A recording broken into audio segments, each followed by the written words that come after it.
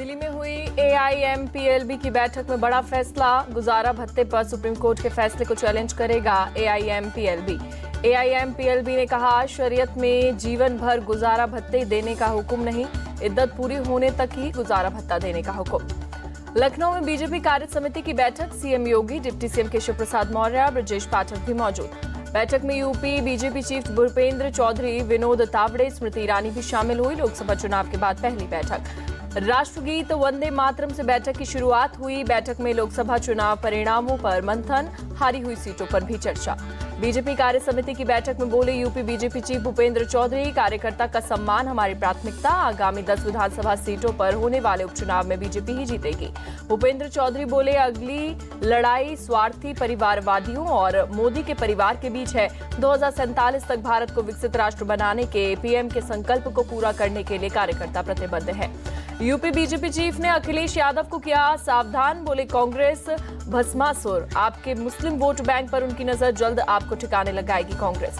गौरव गोगोई होंगे लोकसभा में कांग्रेस पार्टी के उपनेता। सांसद के सुरेश पार्टी के चीफ व्हिप बनाए गए। महासचिव केसी वेणुगोपाल ने दी जानकारी। कोलकाता में राजभवन के बाहर शुभेंदु अधिकारी पार्टी कार्यकर्ताओं के साथ धरने पर बैठे। चुनाव बाद हुई हिंसा के खिलाफ धरना प्रदर्शन। 13 विधानसभा सीटों पर हुए उपचुनाव में बीजेपी को बड़ा झटका। 10 सीटों पर जीता इंडी गठबंधन, एनडीए को 2 और 1 सीट निर्दलीय के खाते में। उपचुनाव के नतीजों पर बोले कांग्रेस नेता राहुल गांधी, नतीजों से स्पष्ट बीजेपी का बुना भय और भ्रम का जाल टूट चुका है। राहुल गांधी ने कहा, किसान, नौजवान, मजदूर समेत हर वर्ग तानाशाही का समूल नाश कर न्याय का राज स्थापित करना चाहता है। विधानसभा उपचुनाव नतीजों पर बोले भूपेश बघेल, नतीजों से साफ हुआ कि जनता को मोदी की गारंटी से भरोसा उठा। विधानसभा उपचुनाव नतीजों पर बोले कांग्रेस सांसद प्रमोद तिवारी, नतीजों से साफ हुआ कि जनता ने बीजेपी और पीएम मोदी के झूठे वादों को नकार दिया। विधानसभा उपचुनाव नतीजों पर बोले शिवसेना उद्धव गुट के नेता संजय राउत, लगभग सभी राज्यों से इंडी गठबंधन के लिए अच्छा परिणाम आया। मुंबई में सीएम शिंदे से मिले आंध्र प्रदेश के सीएम चंद्रबाबू नायडू। सीएम निवास वर्षा बंगले पर हुई दोनों नेताओं से मुलाकात। झारखंड बीजेपी प्रभारी और केंद्रीय मंत्री शिवराज सिंह चौहान रांची पहुंचे। पार्टी के नेताओं और कार्यकर्ताओं से करेंगे मुलाकात। मध्य प्रदेश के इंदौर में एक पेड़ मां के नाम अभियान के तहत कार्यक्रम का आयोजन। गृह मंत्री अमित शाह भी हुए शामिल। सीएम मोहन यादव और कैलाश विजयवर्गीय भी रहे मौजूद। बीजेपी के एक पेड़ मां के नाम अभियान पर बोले एमपी कांग्रेस चीफ जीतू पटवारी, अभियान का हम स्वागत करते हैं, लेकिन बीजेपी का इतिहास भ्रष्टाचार का है। देहरादून में सीएम पुष्कर सिंह धामी ने लगाया जनता दरबार, लोगों की फरियाद सुनी। यूपी में कई जिलों के बदले गए जिलाधिकारी। अयोध्या, देवरिया, बदायूं, औरैया, सोनभद्र में नए टीएम की तैनाती। पुणे पुलिस ने आईएएस पूजा खेड़कर के घर के बाहर चिपकाया नोटिस। आईएएस पूजा की मां के खिलाफ पुलिस ने जारी किया कारण बताओ नोटिस। नोटिस रिसीव न करने पर घर के बाहर चिपकाया। पुणे पुलिस ने आईएएस पूजा खेड़कर की ऑडी कार बरामद की। इसी गाड़ी दफ्तर जाती थी पूजा, निजी गाड़ी पर लगाई थी सरकारी लाल बत्ती। जबलपुर दौरे पर सेना प्रमुख जनरल उपेंद्र द्विवेदी सेना मुख्यालय पहुंचकर ऑपरेशनल लॉजिस्टिक्स समेत अन्य तैयारियों का लिया जायजा। सरसावा एयरफोर्स स्टेशन में कारगिल विजय के 25 साल पर हुआ एयर शो।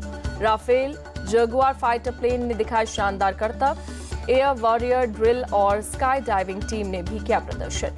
मुंबई के कई इलाकों में बीती रात हुई भारी बारिश से जनजीवन बेहाल, सड़कों पर हुआ जलभराव।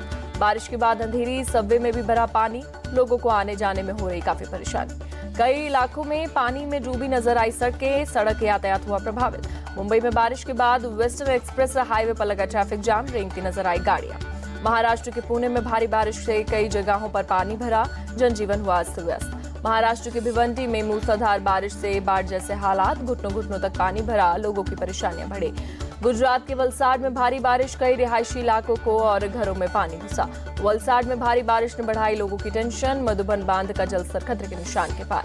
बांध में बढ़ते जलस्तर पर प्रशासन की नजर, आसपास के इलाकों में रहने वालों के लिए किया गया अलर्ट। गुजरात के नवसारी में सड़क बनी नदी, लोगों के घरों में घुसा पानी, इलाके में भारी बारिश के बाद हुए बाढ़ जैसे हालात। दिल्ली के मुनक नहर में सामान्य जल प्रवाह बहाल, बैराज टूटने से रिहायशी इलाकों में घुसा था पानी। दिल्ली में बारिश से जगह जगह जल जमाव। भजनपुरा इलाके में खंबे से बिजली का तार गिरने से पानी की फैला करंट, 34 साल की एक महिला की मौत। यूपी में भारी बारिश से गंगा यमुना नदियों में बढ़ा जलस्तर। प्रयागराज के निचले इलाकों में बाढ़ जैसे हालात। गोरखपुर के कई हिस्से बाढ़ से बुरी तरीके से प्रभावित, प्रशासन ने लोगों को बांटी राहत सामग्री।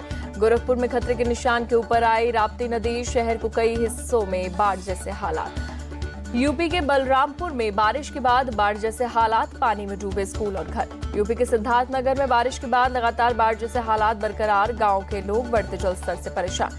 यूपी के कई जिलों में बाढ़ का कहर, शाहजहांपुर में लखनऊ बरेली राजमार्ग हुआ जलमग्न।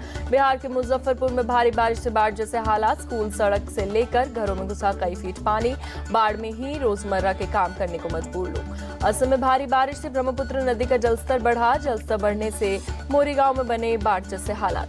नागपुर में पाडी फ्लाईओवर पर रफ्तार का कहर, साइन बोर्ड से टकराकर 50 फीट नीचे गिरा बाइक सवार, हादसे में युवक की मौत। तमिलनाडु बीएसपी अध्यक्ष आर्मस्ट्रांग की हत्या पर अपराधी थिरुवेंगडम पुलिस एनकाउंटर में ढेर, हथियार बरामदगी के दौरान पुलिस पर हमले की कोशिश की, जवाबी कार्रवाई में मारा गया। हरियाणा एसटीएफ के हत्थे चढ़ा, गैंगस्टर राकेश उर्फ काला खैरमपुरिया पैरोल पर रिहा होने के बाद फर्जी पासपोर्ट पर भाग गया था विदेश। दिल्ली के लाजपत नगर में गोलीबारी से हड़कंप, बाइक सवार बदमाशों की फायरिंग में एक शख्स घायल, अस्पताल में कराया भर्ती। सूचना मिलते ही मौके पर पहुंची पुलिस जांच में जुटी, अभिषेक उर्फ कात्या नाम के शख्स को गोली लगी। पुलिस से मिली जानकारी के मुताबिक अभिषेक उर्फ कात्या ने नवंबर 2023 में एक शख्स पर चलाई थी गोली, उसी घटना के रंजिश में वारदात की आशंका। दिल्ली के जामा मस्जिद इलाके में एक दुकान पर गिरी चितली बाजार में छत गिरने से 7 लोग जख्मी, एलएनजेपी अस्पताल में भर्ती कराया। बीएसएफ और एसएसओसी का जॉइंट ऑपरेशन, फाजिल्का सीमा पर घुसपैठ की कोशिश कर रहे पाकिस्तानी ड्रोन को मार गिराया, ड्रोन से पिस्तौल बरामद।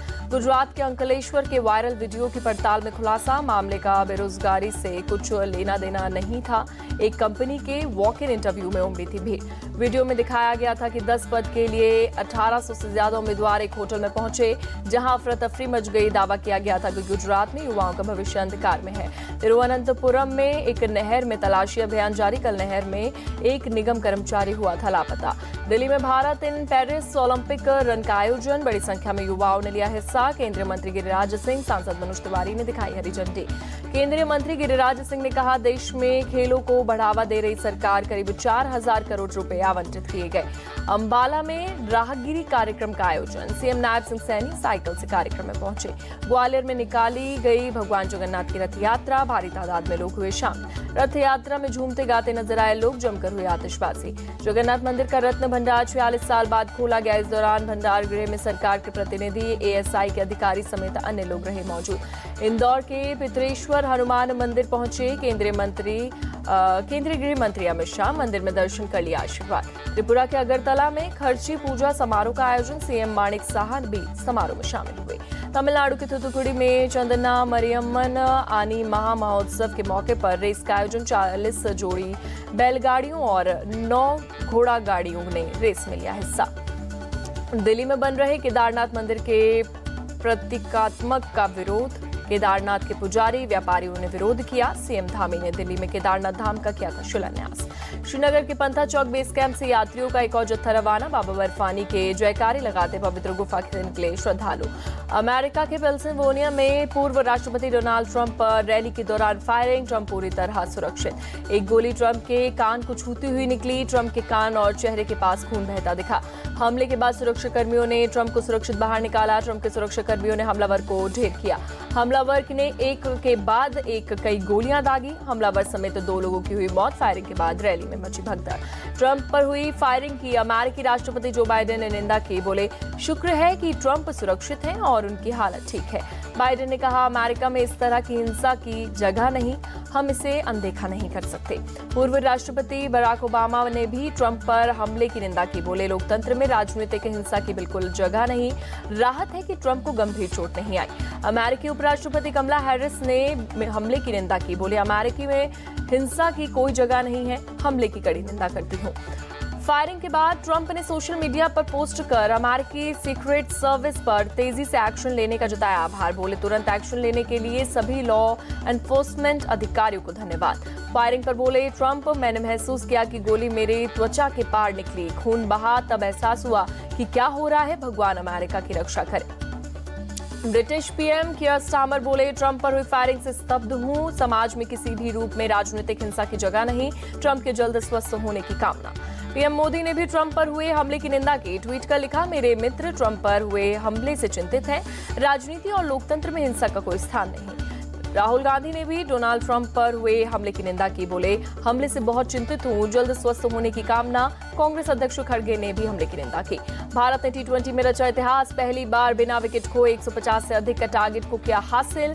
सीरीज का 5वां मैच आज हरारे में होगा। टीम इंडिया ने 10 विकेट से दर्ज की सीरीज में तीसरी जीत, 16वें ओवर में जीता मैच। टी20 सीरीज पर किया कब्जा, 5 मैचों की सीरीज में 3-1 से आगे। भारत ने टी20 मैच दूसरी बार 10 विकेट से जीता। 2016 में पहली बार जिम्बाब्वे के खिलाफ ही दर्ज किया गया था, 10 विकेट से जीता।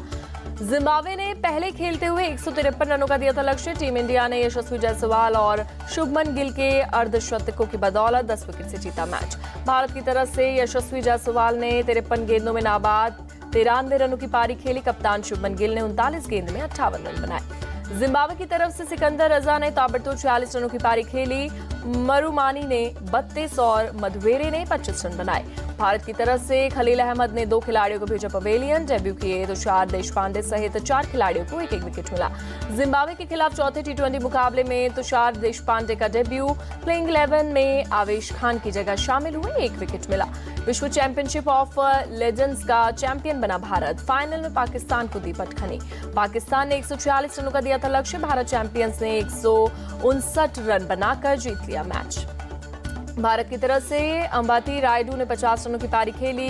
गुरकीरत सिंह मान ने 34 और यूसुफ पठान ने 30 रन बनाए। पाकिस्तान की तरफ से आमिर यामिन को 2 विकेट मिले।